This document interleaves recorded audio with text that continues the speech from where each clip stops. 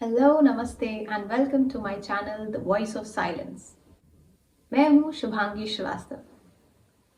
इससे पहले वाले वीडियो में हम लोगों ने डिस्कशन किया था कि कैसे एक टॉक्सिक रिलेशनशिप, एक टॉक्सिक पेरेंट्स या घर का टॉक्सिक माहौल बच्चों में डिप्रेशन या एग्जाइटी क्रिएट करता है। और इस वीडियो में हम डिस्कशन करेंगे कि क्या किया जा सकता है इस प्रॉब्लम को सॉल्व करने के लिए। पेरेंट्स और फैमिली मेम्बर्स कैसे हेल्प कर सकते हैं घर का माहौल सही करने के लिए ताकि वो बच्चा खुश रह सके। तो चलिए स्टार्ट करते हैं अपना आज का वीडियो। मेरे हिसाब से द फर्स्ट थिंग जो कि पेरेंट्स को करना चाहिए वो है communication. Communication is the key. अगर आप अपने हस्बैंड, अपने वाइफ से कम्युनिकेट नहीं कर पा रहे सही तरीके से, तो उस वजह से बहुत सी प्रॉब्लम्स हो सकती हैं। कम्युनिकेट करने का मतलब, बात करने का मतलब सिर्फ ये नहीं है कि सिर्फ अपनी बात बोलें। बात करने के बहुत से फैक्टर्स होते हैं कि हम क्या बोल रहे हैं, किससे बोल रहे हैं, किस समय बोल रहे हैं, किसके सामने बोल रहे हैं और किस टोन में बोल रहे हैं। ये 5 चीज़ें अगर हम ध्यान रखें तो हमारी जो कम्युनिकेशन है वो एकदम परफेक्ट होगी। जब तक आप खुल के बात नहीं कर पाएंगे तब तक आप अपने बीच की प्रॉब्लम्स को सॉल्व नहीं कर पाएंगे। दूसरी सबसे इम्पॉर्टेंट चीज़, आपके बच्चे को ये दिखाइए कि आप दोनों के बीच में एक ट्रांसपेरेंट कम्युनिकेशन है। ट्रांसपेरेंट कम्युनिकेशन का मतलब आप लोग मानते हैं कि आपसे गलती हुई और आप उसे इम्प्रूव भी करना चाहते हैं। अगर बच्चा आपको लड़ते झगड़ते देख रहा है और फिर उसके थोड़ी देर के बाद अगर वो आपको एक दूसरे के साथ फिर से बात करते हुए देख रहा है, अब सॉरी बोलते हुए देख रहा है, अपनी गलती एक्सेप्ट करते हुए देख रहा है, तो इसकी वजह से एक बहुत अच्छा इम्पैक्ट बच्चे पे पड़ेगा। उस लड़ाई झगड़े का जो इम्पैक्ट जो बच्चे पे पड़ा है वो कम हो जाएगा। बच्चों को ये देखना ज़रूरी है कि पेरेंट्स एक दूसरे से गुस्सा भी हो सकते हैं और पेरेंट्स एक दूसरे को मना भी सकते हैं। सॉरी कैसे बोलते हैं, अपनी गलती को मानते कैसे हैं और अपनी गलती को सुधारते कैसे हैं। बच्चा ये सब आपसे देख के ही सीखेगा। एक चीज़ हमेशा याद रखिएगा, बच्चे वो नहीं करते जो आप उनसे करने के लिए कहते हैं। बच्चे वो करते हैं जो वो आपको करते हुए अपने आंखों के सामने देखते हैं, जो वो विजुलाइज कर रहे हैं, जो रोज़ उनके साथ उनके सामने हो रहा है, बच्चे वो ही सीखते हैं। तो अगर आपको गुस्सा आया, आपने अपनी वाइफ से या अपने हस्बैंड से कुछ गलत बोल दिया, कभी गुस्सा आ गए, कभी कुछ तेज़ आवाज़ में बोल दिया, तो सबसे अच्छा तरीका है उसको बच्चों के सामने ही जाके सॉर्ट आउट करिए। अपनी वाइफ से या अपने हस्बैंड से माफ़ी मांगिए, उनसे एक्सेप्ट करिए कि मैं उस समय गुस्से में था, मैं कुछ ज़्यादा बोल गया, या मैं उस समय कुछ गुस्से में थी, मैं ज़्यादा बोल गई, या आज मेरे ऑफिस का दिन अच्छा नहीं था, मैं सारा गुस्सा तुम पे निकाल दिया, आई एम रियली सॉरी। इससे बच्चा जो सीखेगा वो अपने साथ वो पूरी ज़िंदगी रखेगा कि कैसे अपनी गलती मानते हैं, कैसे उसे एक्सेप्ट करते हैं और कैसे माफ़ी मांगते हैं। बच्चे को ये पता होना चाहिए कि एंग्री होना, गुस्सा होना, सैड होना या गिल्टी फील करना ये ओके है। It's okay to feel angry, it's okay to feel sad. ये सब भी हमारे इमोशंस हैं। जैसे हैप्पीनेस एक इमोशन है, उसी तरीके से सैडनेस भी एक इमोशन है, एंग्री होना भी एक इमोशन है, पर उसे कंट्रोल में रखिए। कोई भी चीज़ की अति बहुत नुकसानदेह होती है। कहते हैं ना, excess of anything is bad. तो अगर कोई अच्छी चीज़ भी है, अगर वो भी ज़्यादा हो जाए तो वो भी बुरी बन जाती है।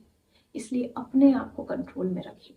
आपको ये समझना होगा कि आप दोनों ने इस बच्चे को ज़िंदगी में ले आए हैं, तो इसकी जिम्मेदारी भी आप दोनों की है। अगर आप न्यूली मैरिड कपल हैं और आप बेबी प्लान कर रहे हैं और अगर आपको लगता है कि अभी आप दोनों में सही अंडरस्टैंडिंग ही नहीं है, आप दोनों एक दूसरे को समझ नहीं पाए हैं, एक दूसरे से डील नहीं कर पाए हैं, तो पहले एक दूसरे को समझिए, एक दूसरे को समय दीजिए, एक दूसरे के साथ थोड़ा वक्त बिताइए, एक दूसरे की फैमिलीज़ को जानिए। अपने फैमिली में अपने स्पाउस के साथ एक अच्छा रिलेशनशिप, एक अच्छी बॉन्डिंग बनाइए। ये याद रखिए कि आप दोनों पार्टनर्स हैं, ना हस्बैंड ऊपर है ना वाइफ ऊपर है, दोनों एकदम इक्वल हैं, पार्टनर्स। जब आप ये चीज़ फील करेंगे तो ही आप बच्चों को ये चीज़ फील करा पाएंगे कि your parents are partners, partners in everything.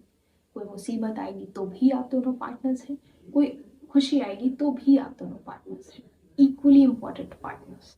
अगर आपको लगता है कि आप दोनों की जो सिचुएशन है वो अब हाथ से निकल गई है, बात बहुत आगे बढ़ गई है, तो प्लीज़ प्रोफेशनल हेल्प की मदद लीजिए। हमारे पास रिलेशनशिप एक्सपर्ट्स हैं, काउंसलर्स हैं, उनसे मिलिए। थेरेपी लीजिए, अपने रिश्ते को एक दूसरा मौका दीजिए। कई बार ऐसा होता है कि हम सिर्फ सिक्के का एक पहलू देख रहे होते हैं, पीछे जो चीज़ है वो हमें दिखाई नहीं देती। काउंसलर्स और थेरेपिस्ट हेल्प करते हैं उस सिक्के का दूसरा पहलू आपको दिखाने के लिए। इसलिए प्लीज़ उनके पास जाने से डरिए मत, कतराइए मत। थोड़ा सा पैसा इन्वेस्ट करिए और उनसे बात करिए, उनसे मिलिए। हो सकता हो वो आपके अंदर का गुस्सा, अग्रेशन को निकालने में, एक सही डायरेक्शन में निकालने में आपकी मदद कर पाए, और इससे आपका भी रिलेशनशिप अच्छा होगा और आपके साथ आपके बच्चे का रिलेशनशिप भी अच्छा होगा। वरना वो बच्चा आप दोनों की गलतियों की वजह से पूरी ज़िंदगी सफ़र करेगा और वो भी आप लोगों की तरह एकदम चिड़चिड़ा और टॉक्सिक हो जाएगा। उसमें गलती उस बच्चे की नहीं होगी, पर पूरी दुनिया उस बच्चे को ब्लेम करेगी कि तुम एक इरिटेटेड इंसान हो, तुमसे बात करने का मन नहीं करता, तुम कैसे काम करोगे एक टीम में। उसमें उस बच्चे की गलती नहीं है, उसमें उसके पास्ट की गलती है जो कोई नहीं देखेगा। इसलिए प्लीज़ आप इस दुनिया से जाने से पहले कुछ ऐसे स्टेप्स उठाइए जिसकी आपके बच्चे को बहुत ज़रूरत है, वरना वो पूरी ज़िंदगी आपको ही कोसेगा और सच में गलती आपकी ही है। कोशिश करिए कम से कम दिन भर में एक मील तो साथ में खाइए।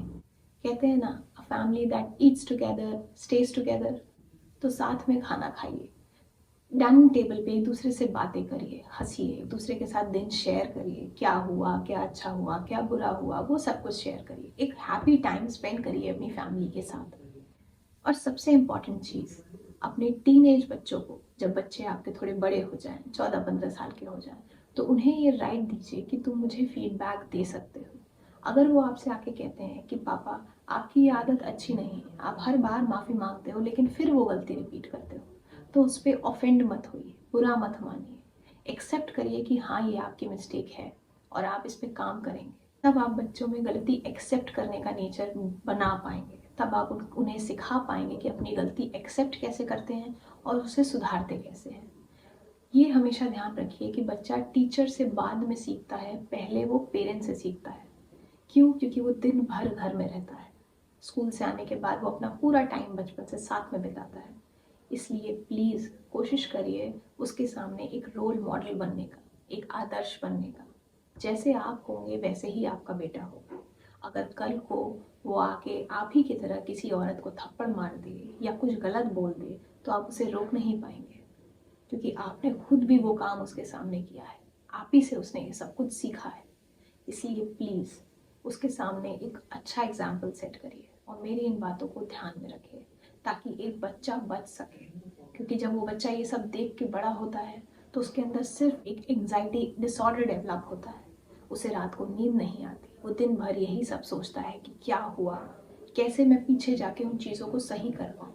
वो आपको पूरी ज़िंदगी माफ़ नहीं कर पाता है। उसकी वजह से जो पेन, जो अग्रेशन, जो दर्द उसके अंदर होता है, जो गिल्ट होता है कि मैं अपनी माँ के लिए खड़ा नहीं हो पाया, मैं अपनी माँ को संभाल नहीं पाया, या मैं अपने फादर को संभाल नहीं पाया, या मैं अपने फादर को संभाल नहीं पाई। ये चीज़ें जो डेवलप होती हैं वो पूरी ज़िंदगी उसको लेके अपने साथ जीता है। इसलिए प्लीज़ कोशिश करिए कि आपके रहते चीज़ें सही हो जाएं। अपने पार्टनर की हेल्प करिए घर के कामों में। घर का काम सिर्फ एक लेडी का काम नहीं होता है। ये उस समय की बात थी जब औरतें पढ़ी लिखी नहीं हुआ करती थी, नौकरी नहीं करती थी, और वो उनका काम होता था घर संभालना, और मर्द का काम होता था बाहर जाके पैसा कमा के लेकर आना। अब ज़माना बदल गया है, वाइफ भी इक्वली काम कर रही हैं, आपका पूरी तरीके से फाइनेंशियली सपोर्ट कर रही हैं, तो आपको भी उनका हाथ बढ़ाना ज़रूरी है। इससे आप बच्चों को ये सिखाएंगे कि घर के काम कोई जेंडर स्पेसिफिक रोल नहीं होते हैं कि इसे लड़की करेगी या लड़का करेगा। इससे आप एक एग्जाम्पल सेट करेंगे कि घर का काम हर इंसान की रिस्पॉन्सिबिलिटी होती है जो भी उस घर में रह रहा है।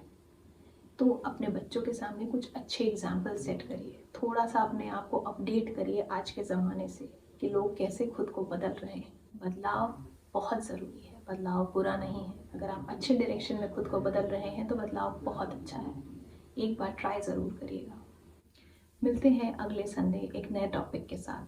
तब तक के लिए अपना ध्यान रखिए, अपने बच्चों का ध्यान रखिए और कोशिश करिए उन्हें एक हेल्दी, एक हैप्पी और एक अच्छा एनवायरनमेंट देने की। तब तक के लिए बाय बाय, टेक केयर।